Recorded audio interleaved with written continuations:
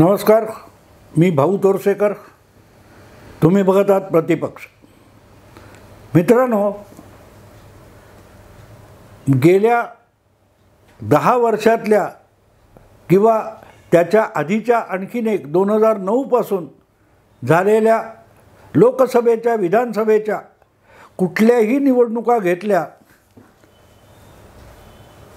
तरी त्यांचा अभ्यास केल्यावर एक गोष्ट मला जाणवलेली आहे की दिवसेदिवस भारतीय लोकशाही ही जितकी भारताच्या सामान्य नागरिकाला किंवा मतदाराला आत्मसात करता आली आहे आणि त्यातून भारतीय मतदार प्रौढ आणि प्रगल्भ होत गेलेला आहे, त्याच्या नेमक्या उलट्या दिशेने राजकीय पक्षांची, राजकीय अभ्यासकांची आणि राजकीय विश्लेषकांची वाटचाल झालेली आहे. स्वतःला राजकारण समजतं असं म्हणणारे माझ्यासकट सगळे लोक जितके उथळ आहेत, वरवरच्या झटपट प्रश्नांची उत्तरं शोधणारे आहेत, त्यापेक्षाही राजकारणाचा अत्यंत बारकाईने सूक्ष्म अभ्यास करून आपलं मत बनवणारा मतदार आपल्याकडे तयार झालेला आहे. अगदी नेमक्या शब्दात सांगायचं तर मी म्हणेन की भारतीय मतदार 70 वर्षा 75 वर्षामध्ये अधिकाधिक मॅच्युअर झालेला आहे, तर राजकीय पक्ष अधिकाधिक इमॅच्युअर झालेले आहेत आणि त्याच्या पलीकडे राजकारणाचे अभ्यासक किंवा विश्लेषक आहेत ते तर ॲमॅच्युअर झालेले आहेत, असं म्हणायची पाळी यावेळच्या लोकसभा निवडणुकीने आणलेली आहे. आणि त्याचं सगळ्यात उत्तम उदाहरण म्हणून आपण उत्तर प्रदेशच्या बहुजन समाज पक्षाच्या सर्वेसर्वा मायावतींकडे बघू शकतो आणि महाराष्ट्रात आपण प्रकाश आंबेडकरांकडे बघू शकतो, वंचित बहुजन आघाडीचे संस्थापक आणि सर्वेसर्वा.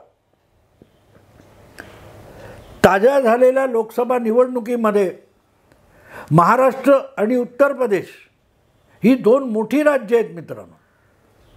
1 नंबरला 80 खासदार निवडून देणारा उत्तर प्रदेश हा देशातला सगळ्यात मोठा प्रांत आहे आणि त्याच्या खालोखाल 48 खासदार निवडून देणारा महाराष्ट्र हे 2 क्रमांकाचं राज्य आहे. आणि या 2 राज्यामध्ये जवळजवळ आपण असं म्हणू शकतो की 20% अधिक जागा इथून निवडल्या जातात. आणि या पार्श्वभूमीवर जेव्हा आपण प्रकाश आंबेडकर किंवा वंचित बहुजन आघाडी आणि मायावती म्हणजे बहुजन समाज पक्ष यांना मिळालेली मतं किंवा त्यांना मतदाराने दिलेली मतं बघतो, तेव्हा आपल्याला कळतं की मतदार किती चाणाक्ष झालेला आहे, किती चाणाक्ष झालेला आहे. भाजप असो, काँग्रेस असो किंवा कुठलाही पक्ष असो, त्याचे नेते जेव्हा मतांच्या बेरजा निवडणुकीच्या आधी करतात आणि त्यानुसार आघाड्या बनवतात, त्यांना भारतातला सामान्य मतदार जो टी व्हीच्या कॅमेऱ्यासमोर येऊन बोलत नाही तो कसा गुंगारा देऊ शकतो याचं उदाहरण म्हणून या लोकसभेच्या निकालांकडे बघावं लागेल. हे 2 माणसं मी का निवडली मित्रांनो, का निवडली? 2007 मध्ये जवळजवळ 17 वर्षापूर्वी उत्तर प्रदेशच्या विधानसभा निवडणुकीमध्ये मायावतींनी स्वबळावर बहुमत मिळवलेलं होतं उत्तर प्रदेशात. किंबहुना उत्तर प्रदेशमध्ये 1984च्या 85च्या नंतर स्पष्ट बहुमत मिळवणारा मायावतींचा बहुजन समाज पक्ष हा पहिला पक्ष म्हणता येईल अशी परिस्थिती होती. आणि हे करताना दलितांचा म्हणून ओळखला जाणारा, आंबेडकरी म्हणून ओळखला जाणारा असा जो बहुजन समाज पक्ष होता त्याला एकपक्षीय बहुमत आणताना मायावतींनी समाजाच्या विविध घटकांना योग्य प्रतिनिधित्व आणि काय ते जागा वाटप करून एकपक्षीय बहुमत आणलेलं होतं. ज्या बहुजन समाज पक्षाकडून काय ब्राह्मण बनिया खत्री चोर, ब्राह्मण बनिया खत्री चोर, बाकी सारे DS4 अशी घोषणा होती. याचं कारण बहुजन समाज पक्ष ज्या चळवळीतून आला त्या चळवळीचं मूळचं नाव होतं दलित शोषित संघर्ष समाज समिती, असं काहीतरी D आणि 4S ते DS4. तेव्हा ब्राह्मण बनिया खत्री चोर म्हणजे ज्या सवर्ण जाती मानल्या जातात ते सगळे चोर आहेत आणि उरलेले सगळे शूद्र म्हणजे दलित आहेत, ही भूमिका होती. पुढे ती भूमिका तिलक तराजू और तलवार, इनको मारो जूते चार अशी घोषणा होती. परत तेच सवर्णांचे जे 3 वर्ण आहेत त्यांना जोडे मारा ही भूमिका घेऊन जो काशीराम यांचा पक्ष उभा राहिला, त्यांच्यानंतर मायावती त्याच्या सर्वेसर्वा झाल्या. त्यांनी 2005 ते 2007 एक प्रयोग केला की ब्राह्मणांपासून सगळ्यांना मुलायम सिंग यादव यांच्या यादव बाहुल्याच्या विरोधात उभे करायचे, एकजूट करायचे आणि त्या 2007 मध्ये यशस्वी झाल्या. एकपक्षीय बहुमत मिळवलेल्या मायावतींना अवघ्या 7 वर्षात 2014 मध्ये उत्तर प्रदेश लोकसभेत एकही उमेदवार निवडून आणता आला नव्हता. 2019 मध्ये त्यांनी अखिलेशबरोबर आघाडी केली आणि 10 निवडून आणले. यावेळेला परत एकदा मायावतींच्या खात्यात शून्य आहे, भोपळा आहे. पण या सगळ्या गडबडीत जवळजवळ 25-26% मतांपर्यंत पोचलेल्या 2007 मध्ये 25-26-27% पोचलेल्या मायावती यावेळेला मला वाटते 4 का 5% येऊन अडकलेल्या आहेत. जवळजवळ 20% मतं मायावतींनी गमावलेली आहेत.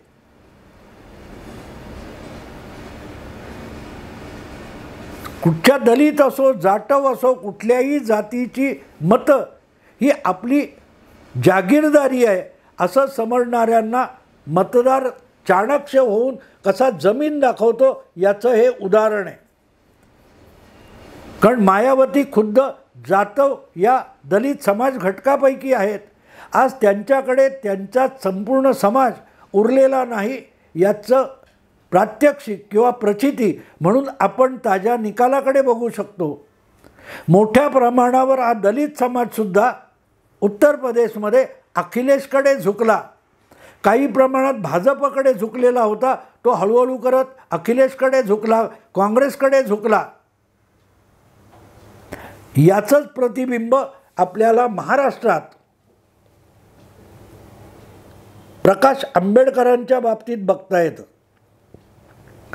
प्रकाश आंबेडकर गेल्या अनेक निवडणुकांमध्ये जो काय गेम खेळत राहिलेले आहेत त्यांनी कधीही निवडणूक जिंकायला हवी असते याचा विचार केला असं वाटत नाही. मला वाटतं 1998 मध्ये ज्या वेळेला शरद पवारांनी रिपब्लिकन पक्षाचे विविध घटक एकत्र आणले होते तेव्हा अर्थात राष्ट्रवादी काँग्रेस नव्हती, शरद पवारच काँग्रेसचे महाराष्ट्रातले प्रमुख नेता होते आणि त्यांनी शिवसेना भाजप युतीला शह देण्यासाठी जे रिपब्लिकन आणि काँग्रेस यांची मतं एकत्र आणण्याचा प्रयोग केला होता तो कमालीचा यशस्वी झाला होता. आणि त्यावेळेला दीर्घकाळानंतर रिपब्लिकन किंवा आंबेडकरी चळवळीचे 4 खासदार एकाच वेळेला लोकसभेत निवडून गेले होते. पण ते टिकलं नाही. परत एकदा रामदास आठवले असोत, रासू गवई असोत किंवा प्रकाश आंबेडकर असोत हे सगळे वेगवेगळे झाले. पण त्यानंतर भारिप बहुजन महासंघ, भारतीय रिपब्लिकन पक्ष आणि आता काढलेली वंचित आघाडी या सगळ्याचं राजकारण करताना प्रकाश आंबेडकरांनी निवडणुका ह्या जिंकण्यासाठी असतात याचा विचारच सोडून दिला की काय असं वाटायची परिस्थिती येते. ह्याचं कारण आपण कोणाला निवडून आणू शकतो त्यापेक्षा कोणाला पाडू शकतो याच दृष्टीने प्रकाश आंबेडकर काम करत राहिले, वाटचाल करत राहिले. खरं तर ही भूमिका ही काशीराम यांची होती. बहुजन समाज पक्षाचं राजकारण उभं करताना काशीराम यांनी एक भूमिका घेतली होती, पहला चुनाव किसी हारने के लिए, पहला चुनाव हारने के लिए, दूसरा चुनाव हराने के लिए और तीसरा चुनाव जीतने के लिए असं त्यांनी सांगितलेलं होतं. म्हणजे पहिल्या निवडणुकीत, दुसऱ्या निवडणुकीत, आरंभीच्या टप्प्यामध्ये, पहिली निवडणूक याचा अर्थ एक निवडणूक नाही, पहिला टप्पा राजकारणातला हा पराभव पत्करण्यासाठीच आहे. पण तो पराभव पत्करताना आपला असा एक मतदार गोळा करायचा, आपली अशी एक व्होट बँक बनवायची की ज्या व्होट बँकच्या बळावर आपण हरत असू पण जगाला दाखवता येतं की इतकी बहुजन समाज पक्षाची पक्की मतं आहेत, 10%, 5%, 11% जी काय असतील ती, पण ती मतं तुमच्या गाठीशी असतात आणि हुकमी असतात. तेव्हा तुम्ही इतर पक्षांना सौदेबाजीला भाग पाडू शकता. आणि म्हणून पहिला चुनाव हारने के लिए याचा अर्थ आपली वोट बँक तयार करण्यासाठी, दुसरा चुनाव हराने के लिए म्हणजे आपल्या वोट बँकेमुळे दुसऱ्या कुठल्या तरी राजकीय भूमिकेचा पराभव होतो हे दाखवून द्यायचं आणि त्या पक्षांना आपल्याला मित्र बनवायला भाग पाडायचं. अन्यथा आमच्या मतामुळे तुम्ही हरू शकता, अन्यथा आमच्या सोबतीने तुम्ही जिंकू शकता हे दाखवून देणं आणि त्यानंतर मतांचं ध्रुवीकरण करून आपली वोट बँक अधिक विस्तारित करणं या टप्प्याने मायावती गेल्या होत्या. पण त्या दृष्टीने प्रकाश आंबेडकर जाऊ शकले नाही. मला वाटते 2019 काही प्रमाणात त्यांनी MIM या पक्षाला सोबत घेऊन वाटचाल करून दाखवली. त्यांच्या उमेदवारामुळे महाराष्ट्रात काँग्रेसचे, राष्ट्रवादीचे 12 का 16 उमेदवार पराभूत झाले. हे आकडेवारीतून प्रकाश आंबेडकर दाखवू शकले. पण त्यानंतर तुमचे 12 किंवा 16 आमदार आमच्यामुळे पडू शकत असतील तर निदान आम्हाला 6-8 उमेदवार निवडून आणायला मदत करा आणि बदल्यात तुमचे आम्ही 10-12 निवडून आणू शकतो. हे गणित समीकरण मांडलं गेलं प्रकाश आंबेडकरांमुळे. पण ते समीकरण व्यवहारात आणण्याच्या दृष्टीने प्रकाश आंबेडकरांनी कधीही व्यवहार्य भूमिका घेतली नाही. गेली 1.5-2 वर्ष अगदी उद्धव ठाकरे यांच्याशी सुद्धा हातमिळवणी करून प्रकाश आंबेडकर समीकरण मांडत राहिले.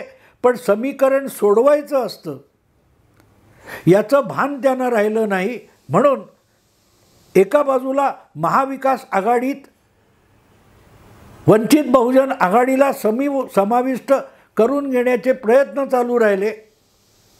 पण ते यशस्वी होण्याच्या दृष्टीने प्रकाश आंबेडकर सकारात्मक वागले नाहीत.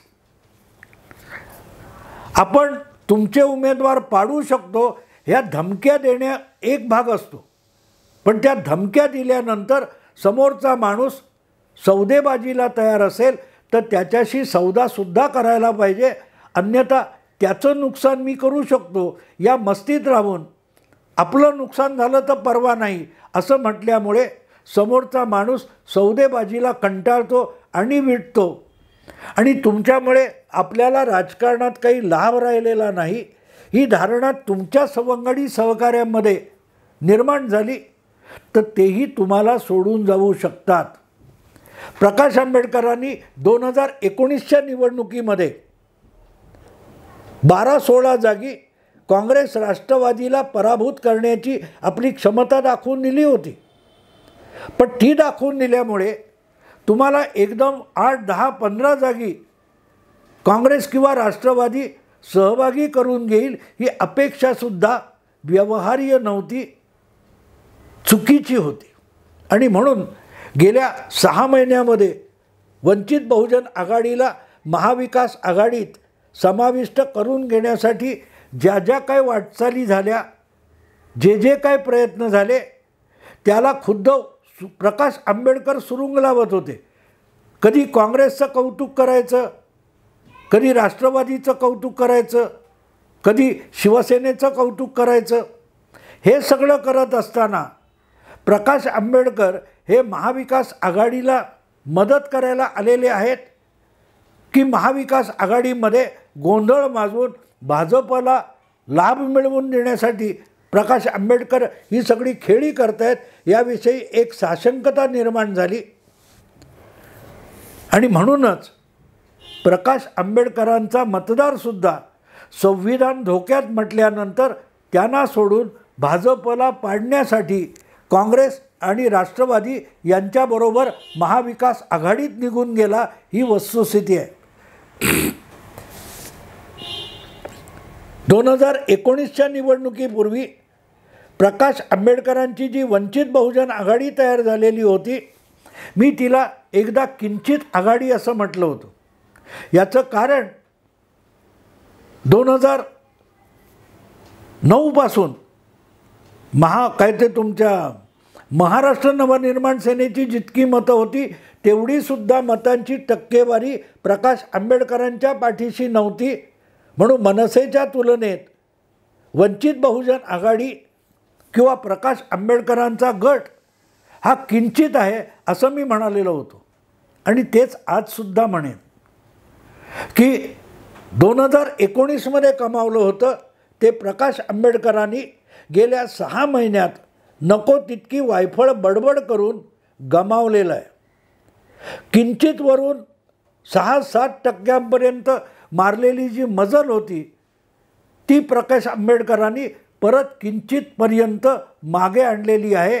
आघाडीला प्रकाश आंबेडकरच पिछाडीवर घेऊन आलेले. आपण बोलणं ठीक असतं, पण बोलणं प्रवक्त्याने वाटेल ते बरळणं, संजय राऊत बरळतात हरकत नाही. पण प्रकाश आंबेडकर हा एक विचारी नेता आहे, अभ्यासू नेता आहे असं मानलं जातं. जेव्हा प्रकाश आंबेडकर म्हणतात आम्ही 42 जागा निवडणुकीत लढवायची तयारी केलेली आहे, 5 वर्ष बांधणी केलेली आहे, तेव्हा त्यात काहीतरी गांभीर्य असलं पाहिजे. या निवडणुकीत आपल्याला असं दिसलं की रँडमली कुठेही कोणालाही पाठिंबा देणाऱ्या प्रकाश आंबेडकरांना एकाही जागी काँग्रेस किंवा महाविकास आघाडीचं नुकसानसुद्धा करता आलं नाही. याचं कारण प्रकाश आंबेडकरांनी धरसोड वृत्तीने केलेलं राजकारण आहे. एकदा म्हणायचं की आमची आघाडी उद्धव ठाकरे यांच्याबरोबर झालेली आहे, त्यांनी काँग्रेस आणि राष्ट्रवादीला वंचित बहुजन आघाडीला सोबत घेण्यासाठी तयार केलं पाहिजे. जोपर्यंत उद्धव ठाकरे आणि दोन्ही काँग्रेसचं काही फायनल होत नाही तोपर्यंत आम्ही महाविकास आघाडीत जाण्याचा काही वाटचाल होऊ शकत नाही. मग म्हणायचं की शिवसेनेचं आणि आमचं जुळलेलं आहे, पण काँग्रेस आणि राष्ट्रवादीचे भटजी मुहूर्तच निघू देत नाहीत. या प्रकारची वायफळ बडबड प्रकाश आंबेडकरांनी खूप केली आणि त्याचा विपरीत परिणाम त्यांच्याच पक्षाच्या किंवा त्यांच्याच गटाच्या मतदारावर होत होता. आणि त्याच्यावर संविधान बचाव हा अतिशय निर्णायक असा घाव घातला गेला. आणि त्यामुळे मला असं वाटतं की प्रकाश आंबेडकरांच्या गोटातले जवळजवळ 2 ते 3% किंवा कदाचित 4% मतं ही महाविकास आघाडीकडे वळली. त्याचा तोटा प्रकाश आंबेडकरांना झाला. मग हे सगळं करून प्रकाश आंबेडकरांनी साधलं काय हा प्रश्न येतो. आता एक गोष्ट आहे, अवघ्या 4 महिन्यामध्ये विधानसभा निवडणुका येत आहेत आणि त्यावेळेला प्रकाश आंबेडकर यांच्याकडे वळून बघण्याची सुद्धा आपल्याला गरज नाही. इतकं दलित आंबेडकरी मतदारानेच वंचित बहुजन आघाडीला वंचित करून टाकलं आहे. या निर्णयाप्रत काँग्रेस किंवा महाविकास आघाडी आली तर नवल मानण्याचं कारण नाही. प्रकाश आंबेडकर किंवा त्यांच्या गटाला, पक्षाला महाविकास आघाडीत स्थान देण्याची आता गरज नाही. कारण आंबेडकरी समाज हा आता पूर्ववत काँग्रेसकडे वळलेला आहे. मुस्लिमसुद्धा एक गठ्ठा महाविकास आघाडीकडे आलेला आहे. त्यामुळे आगामी विधानसभा निवडणुकीमध्ये प्रकाश आंबेडकर यांची दखलसुद्धा घेण्याची गरज नाही. हे आता महाविकास आघाडीच्या काँग्रेसच्या लक्षात आलेलं आहे. किंबहुना आंबेडकरी मतदाराने सुद्धा प्रकाश आंबेडकरांची लोकसभा 2024च्या निवडणुकीत दखलसुद्धा घेतली नाही. याचा पुरावा खुद्द प्रकाश आंबेडकरच निवडणूक निकालाच्या रूपामध्ये समोर घेऊन आले असतील तर काँग्रेस, राष्ट्रवादी किंवा महाविकास आघाडी यांनी प्रकाश आंबेडकरांना चुचकारून आपल्यासोबत घेण्याची गरज तरी उरली आहे का याचा विचार करा. कारण आपल्या विरुद्धचा सगळ्यात दणदणीत पुरावा प्रकाश आंबेडकरांनी या निवडणुकीत ज्यांना पाठिंबा दिला किंवा स्वतःचे उमेदवार उभे केले त्यातूनच मिळालेला आहे. खुद्द प्रकाश आंबेडकर महाविकास आघाडीत असते तर अकोल्याची जागा जिंकू शकले असते आणि इतर ठिकाणी कदाचित त्यांचा एकाच दुसरा उमेदवार निवडून येऊ शकला असता तर राजकारणात त्यांचं वजन वाढलं असतं. पण प्रकाश आंबेडकरांनीच आपल्याच पक्षाला मतदानामध्ये आणि आंबेडकरी मतांमध्ये सुद्धा वंचित करून टाकले. एवढाच या निवडणुकीचा वंचितच्या बाबतीतला अर्थ लावता येतो. मित्रांनो, आता इथेच थांबतो. आवडलं लाईक करा, शेअर करा, सबस्क्राईब करा. नमस्कार.